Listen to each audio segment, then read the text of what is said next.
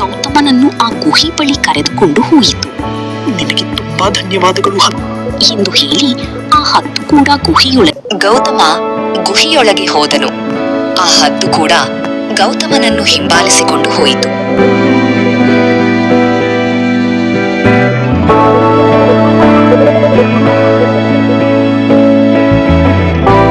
ರಾಕ್ಷಸನವರೇ, ನೀವು ನನ್ನ ಮೇಕೆಯನ್ನು ಎಳೆದುಕೊಂಡು ಬಂದಿದ್ದೀರಾ. ದಯಮಾಡಿ ನನಗೆ ಆ ಮೇಕೆಯನ್ನು ಮರಳಿ ಕೊಡಿ. ಹೇ ಮಾನವ, ನಾನು ಮೇಕೆಯನ್ನು ಕದ್ದು ತಂದಿರೋದು ಮರಳಿ ಕೊಡೋದಕ್ಕೆ ಅಲ್ಲ. ರಾಕ್ಷಸನವರೇ, ಹಾಗೆ ಹೇಳಬೇಡಿ. ದಯಮಾಡಿ ನನ್ನ ಮೇಕೆ ನನಗೆ ಕೊಡಿ. ಆ ಮೇಕೆ ಇಲ್ಲದೆ ನಾನು ಮನೆಗೆ ಹೋಗಲು ಸಾಧ್ಯವೇ ಇಲ್ಲ. ಸೇಟು ನನಗೆ ಹಣ ಕೊಡುವುದಿಲ್ಲ. ನನ್ನ ಅಮ್ಮನಿಗೆ ಹೇಗೆ ಔಷಧಿ ತೆಗೆದುಕೊಂಡು ಹೋಗಲಿ? ದಯಮಾಡಿ ನನಗೆ ಆ ಮೇಕೆಯನ್ನು ಕೊಡಿ. ನೋಡು ಮಾನವ, ನಿನಗೆ ಈ ಮೇಕೆ ಕೊಟ್ಟರೆ ನನಗೆ ಏನು ಪ್ರಯೋಜನ? ನಾನು ಹಸಿವಿನಿಂದ ಸಾಯಬೇಕೆ? ನಾನು ನಿಮಗೆ ತಿನ್ನಲು ಆಹಾರ ತಂದು. ಹೌದಾ? ಹಾಗಾದರೆ ಏನು ತಂದು ಕೊಡುವೆ ಹೇಳು? ನೀವು ತಿನ್ನುವಷ್ಟು ಆಹಾರವನ್ನು ನಾನು ನಿಮಗೆ ತಂದು ಕೊಡುತ್ತೇನೆ. ಹಾಗಾದರೆ ನನಗೆ 4 ಮೇಕೆಗಳು ಬೇಕು. ತಂದು ಕೊಡುವೆಯಾ? ಅಯ್ಯೋ, ಆ ಮೇಕೆಗಳು ನನ್ನದಲ್ಲ. ನಾನು ಕೆಲಸ ಮಾಡುವ ದಣಿಗಳದು. ನಾನು ಅದನ್ನು ಹೇಗೆ ತಂದು ಕೊಡಲಿ? ಮತ್ತೆ ನನ್ನ ಹಸಿವಿಗೆ ದಾರಿ ಏನು? ದಯಮಾಡಿ ನನ್ನನ್ನು ನೋಡಿ ಕರುಣೆ ತೋರಿ ನನಗೆ ಆ ಮೇಕೆಯನ್ನು ಕೊಡಿ. ಅದೆಲ್ಲ ಆಗೋದಿಲ್ಲ. ನಾನು ಏನು ಮಾಡಿದರೆ ನೀವು ಆ ಮೇಕೆಯನ್ನು ನನಗೆ ಕೊಡುತ್ತೀರಾ? ಹೇಳಿ, ನಾನು ಮಾಡುವೆ. ನೋಡು, ಈ ಮೇಕೆಯ ಬದಲು ನೀನು ನನಗೆ ಆಹಾರವಾಗು. ಆವಾಗ ಈ ಮೇಕೆಯನ್ನು ನಿನಗೆ ಕೊಡುತ್ತೇನೆ. ಸರಿ, ನೀನು ಹೇಳಿದ ಹಾಗೆ ಮಾಡುತ್ತೇನೆ. ಆದರೆ ನಾನು ಹೋಗಿ ಈ ಮೇಕೆಯನ್ನು ಕೊಟ್ಟು ಸೇಟುವಿನ ಬಳಿ ಹಣ ತೆಗೆದುಕೊಂಡು ಅಮ್ಮನಿಗೆ ಔಷಧಿ ತಂದುಕೊಟ್ಟು ಬರುವೆನು. ನೀನು ನನ್ನ ಮೂರ್ಖ ಅಂತ ಅನ್ಕೊಂಡಿದ್ದೀಯಾ? ಇಲ್ಲ ಇಲ್ಲ, ಹಾಗಿಲ್ಲ. ನಾನು ಮರಳಿ ಬಂದೇ ಬರುತ್ತೇನೆ. ನೀನು ಮರಳಿ ಬರುತ್ತೀಯಾ ಎಂದು ಹೇಗೆ ನಂಬಲಿ ನಾನು? ಇಲ್ಲ ಇಲ್ಲ, ಹಾಗಿಲ್ಲ. ನಾನು ಮರಳಿ ಬಂದೇ ಬರುತ್ತೇನೆ. ಕೊಟ್ಟ ಮಾತಿಗೆ ತಪ್ಪಿಲ್ಲ. ಬಂದೇ ಬರುತ್ತೇನೆ. ನೀನು ಬರದಿದ್ದರೆ ನಾನೇ ಬಂದು ಆ ಮೇಕೆಗಳನ್ನು ಪೂರ್ತಿ ಕೊಂದು ತಿನ್ನುವೆ. ಹಾಗೆಲ್ಲ ಮಾಡಬೇಡಿ. ನಾನು ಬಂದೇ ಬರುತ್ತೇನೆ. ಸರಿ, ನೀನು ಹೋಗಬಹುದು. ಗೌತಮ ಆ ಮೇಕೆಯನ್ನು ಹೊಡೆದುಕೊಂಡು ಸೇಟುವಿನ ಮನೆಯ ಬಳಿ ಬಂದನು. ದನಿ, ನಿಮ್ಮ ಮೇಕೆಯನ್ನು ನಾನು ತಂದಿರುವೆನು.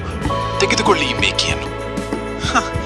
ಗೌತಮ, ಇವತ್ತು ನೀನ್ ಬಚ್ಚಾವದೆ. ದನಿಗಳೇ, ನಿಮ್ಮ ಮೇಕೆಯನ್ನು ತಂದುಕೊಟ್ಟಿದ್ದೇನೆ. ನನಗೆ ನನ್ನ ಸಂಬಳವನ್ನು ಕೊಡಿ.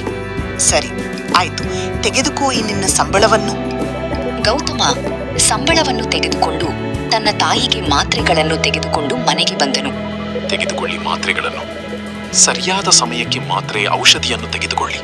ಸರಿ ಗೌತಮ, ನೀನು ಹೇಳಿದಾಗೆ ಮಾಡ್ತೀನಿ. ಆದರೆ ಇಷ್ಟೊಂದು ಹಣ ಎಲ್ಲಿಂದ ತಂದೆ ನೀನು? ಅಮ್ಮ, ಅದೇ ಮೇಕೆಯನ್ನು ಮೇಯಿಸೋಕೆ ಕರೆದುಕೊಂಡು ಹೋಗಿದ್ನಲ್ಲ, ಅದಕ್ಕೆ ಸೀಟು ಕೊಟ್ಟ ಹಣ. ಅಮ್ಮ, ನಿಮ್ಮ ಆರೋಗ್ಯವನ್ನು ನೋಡಿಕೊಳ್ಳಿ. ಏನಾಯ್ತು ಗೌತಮ, ಯಾಕೆ ಹೀಗೆ ಹೇಳುತ್ತಿರುವೆ? ಅದು ಗೌತಮ ನಡೆದ ಎಲ್ಲಾ ವಿಷಯವನ್ನು ಅವರ ಅಮ್ಮನಿಗೆ ತಿಳಿಸಿದರು. ಕಂದ, ನೀನು ಏನು ಹೇಳ್ತಿರುವೆ? ಅಮ್ಮ, ನಿಜಾನೇ. ಅಮ್ಮ, ನಾನು ಅವನಿಗೆ ವಚನ ನೀಡಿರುವೆ. ಆ ವಚನವನ್ನ ಮುರಿಯಲು ಸಾಧ್ಯ ಇಲ್ಲ. ಕಂದ, ನಿನ್ನ ಬಿಟ್ಟು ನಾನು ಹೇಗಿರಲಿ? ನಿನ್ನನ್ನು ಬಿಟ್ಟರೆ ಬೇರೆ ಯಾರಿದ್ದಾರೆ ನನಗೆ? ಅಮ್ಮ, ನಾನು ಹೋಗ್ಲೇಬೇಕು ಎಂದು ಹೇಳಿ ಗೌತಮ ಆ ರಾಕ್ಷಸನ ಬಳಿ ಬಂದನು. ಆ ರಾಕ್ಷಸ ಗೌತಮನನ್ನು ಕೊಂದು ತಿಂದನು. ಅಲ್ಲೇ ಎಲ್ಲವನ್ನೂ ನೋಡುತ್ತಿದ್ದ ಹದ್ದು ರಾಕ್ಷಸ ಗೌತಮನನ್ನು ತಿಂದು ಅಲ್ಲೇ ಮಲಗಿದ್ದನು. ಆವಾಗ ಅಲ್ಲಿ ಬಿದ್ದಿದ್ದ ಗೌತಮನ ಮೂಳೆಗಳನ್ನು ತೆಗೆದುಕೊಂಡು ಒಬ್ಬ ಸಾಧುವಿನ ಬಳಿ ಬಂದಿತ್ತು. ಗುರುಜಿ, ನಮಸ್ಕಾರ. ಏನಾಯ್ತು ವಿಕ್ರಮ? ಯಾಕಿಷ್ಟು ಆತಂಕದಲ್ಲಿದ್ದೀಯಾ?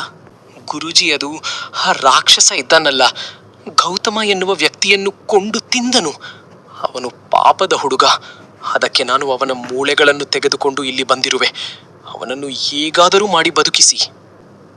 ಅದು ನನ್ನಿಂದ ಸಾಧ್ಯವಿಲ್ಲ ವಿಕ್ರಮ. ಗುರುಜಿ, ಹಾಗೆ ಹೇಳಬೇಡಿ. ಗೌತಮನಿಗೆ ಒಬ್ಬ ಹುಷಾರಿಲ್ಲದ ತಾಯಿದ್ದರೆ ಇವನನ್ನು ಬಿಟ್ಟರೆ ಅವರಿಗೆ ಬೇರೆ ಯಾರೂ ಇಲ್ಲ. ದಯಮಾಡಿ ಇವನನ್ನು ಬದುಕಿಸಿಕೊಡಿ. ನೋಡು ವಿಕ್ರಮ, ಈ ಕೆಲಸ ನನ್ನಿಂದ ಸಾಧ್ಯವಿಲ್ಲ.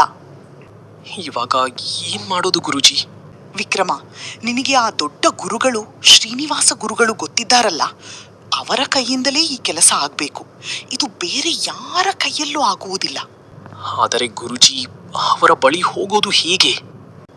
ಕಾಡು, ಹುಲ್ಲು, ಮುಳ್ಳು, ನದಿ, ಕೆರೆ, ಹಳ್ಳ, ತಪ್ತ ಸಾಗರಗಳನ್ನು ದಾಟಿ ಅಲ್ಲಿ ಇರುವ ಕಾಡಿನಲ್ಲಿ ಆ ಗುರು ಜೀವಸವಾಗಿರುತ್ತಾರೆ. ಅವರ ಬಳಿ ಹೋಗು, ನಿನಗೆ ಅವರು ಪರಿಹಾರ ಕೊಡುತ್ತಾರೆ. ಸರಿ, ನಾನು ಹೋಗುವೆ. ನಿಮಗೆ ತುಂಬಾ ಧನ್ಯವಾದಗಳು ಸ್ವಾಮೀಜಿಗಳೇ. ಎಂದು ಹೇಳಿ ಆ ಹದ್ದು ಆ ಸಾಧುಗಳನ್ನು ಹುಡುಕುತ್ತಾ ಹೊರಟಿತು. ಹಳ್ಳ, ದಿನ್ನೆ, ಕಾಡು, ಮುಳ್ಳು ಎಲ್ಲವನ್ನೂ ದಾಟಿಕೊಂಡು 3ನೇ ದಿವಸ ಆ ಸ್ವಾಮೀಜಿಯ ಬಳಿ ಬಂದಿತ್ತು. ಸ್ವಾಮೀಜಿಗಳೇ, ನಿಮಗೆ ನಮಸ್ಕಾರ. ನನ್ನ ಹೆಸರು ವಿಕ್ರಮ. ಹೇಳು ವಿಕ್ರಮ, ನನ್ನಿಂದ ಏನಾಗಬೇಕಿತ್ತು? ಸ್ವಾಮಿ, ಪ್ರಪಂಚದಲ್ಲಿ ಅತಿ ದೊಡ್ಡ ರಾಕ್ಷಸ ಇದ್ದಾನಲ್ಲ, ಅವನು ಗೌತಮನನ್ನು ಪೂರ್ತಿಯಾಗಿ ತಿಂದು ಹಾಕಿದ್ದಾನೆ. ಅವನನ್ನು ಹೇಗಾದರೂ ಮಾಡಿ ಮರಳಿ ಬದುಕಿಸಿಕೊಡಿ. ಅವನಿಗೆ ಹುಷಾರಿಲ್ಲದ ಅಮ್ಮ ಇದ್ದಾರೆ. ಅವನನ್ನು ಬಿಟ್ಟರೆ ಬೇರೆ ಯಾರೂ ಇಲ್ಲ ಅವರಿಗೆ. ದಯಮಾಡಿ ಸ್ವಾಮೀಜಿ. ಹೌದಾ? ರಾಕ್ಷಸ ಇನ್ನೂ ಸತ್ತಿಲ್ವಾ? ಇಲ್ಲ ಗುರೂಜಿ. ಎಂದು ಹೇಳಿ ಆ ಗುರೂಜಿ ಗೌತಮನನ್ನು ಮರಳಿ ಬದುಕಿಸಿದನು. ನಿಮಗೆ ತುಂಬಾ ಧನ್ಯವಾದಗಳು, ನನ್ನನ್ನು ಮರಳಿ ಜೀವದಾನ ಮಾಡಿದ್ದಕ್ಕೆ. ಇರ್ಲಪ್ಪ, ಇದು ನನ್ನ ಕರ್ತವ್ಯ. ಅದು ಈ ಗೌತಮನ ಕೈಯಲ್ಲಿರೋದು. ಏನ್ ಹೇಳ್ತಾ ಇದ್ದೀರಾ ಗುರೂಜಿ? ಅದು ನಾನು ಹೇಗೆ ಸಾಧ್ಯ?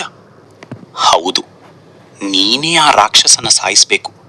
ಇದು ವಿಧಿ ಲಿಖಿತ. ಅದೇಗೆ ಗುರೂಜಿ? ತೆಗೆದುಕೋ ಈ ಬಾಣವನ್ನು. ಈ ಬಾಣದಿಂದಲೇ ಅವನನ್ನು ಕೊಲ್ಲಬೇಕು ನೀನು ಎಂದು ಹೇಳಿದನು. ಗೌತಮ ಮತ್ತು ರಾಕ್ಷಸನ ಗುಹಿಗೆ ಬಂದಿತ್ತು.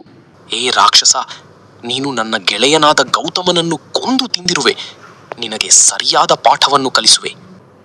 ನೀನು ಒಂದು ಹದ್ದು ಅಷ್ಟೇ, ನನಗೆ ಪಾಠವನ್ನು ಕಲಿಸುವೆಯಾ? ಅದು ನಿನ್ನ ಕೈಯಲ್ಲಿ ಸಾಧ್ಯವೇ ಇಲ್ಲ. ನೋಡು ರಾಕ್ಷಸ, ನಾನು ಹದ್ದು ಎಂದು ನೀನು ಇಷ್ಟೊಂದು ಮೆರಿತಾ ಇದೀಯಾ ಎಂದು ವಾದ ಮಾಡುತ್ತಿದ್ದರು.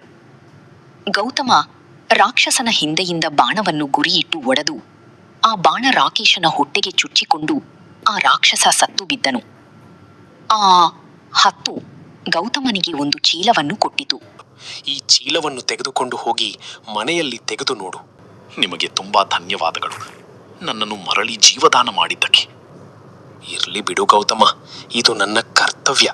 ನಾನು ಇಲ್ಲಿಗೆ ಬಂದ ಕೆಲಸ ಮುಗಿಯಿತು. ಇಂದು ನಾನು ಇಲ್ಲಿಂದ ಹೊರಡುತ್ತೇನೆ ಎಂದು ಹೇಳಿ ಆ ಹದ್ದು ಹಾರಿ ಹೋಯಿತು. ಗೌತಮ ಮನೆಗೆ ಬಂದು ಆ ಚೀಲವನ್ನು ತೆಗೆದು ನೋಡಿದನು. ಆ ಚೀಲದ ಪೂರ್ತಿ ಚಿನ್ನದ ನಾಣ್ಯಗಳಿದ್ದವು. ಗೌತಮ ನಾಣ್ಯಗಳಿಂದ ಅಮ್ಮನ ಕಾಯಿಲೆಯನ್ನು ಗುಣಪಡಿಸಿದನು. ಹಾಗೆ ಒಂದು ದಾರಿಯಾಯಿತು. ಇದೇ ಇಂದಿನ ಸಿಂಪಲ್ ಸ್ಟೋರಿ. ಈ ಸ್ಟೋರಿ ನಿಮಗೆ ಇಷ್ಟ ಆದರೆ ಲೈಕ್ ಮಾಡಿ, ಶೇರ್ ಮಾಡಿ, ಸಬ್ಸ್ಕ್ರೈಬ್ ಮಾಡೋದನ್ನ ಮರಿಬೇಡಿ. ಧನ್ಯವಾದಗಳು.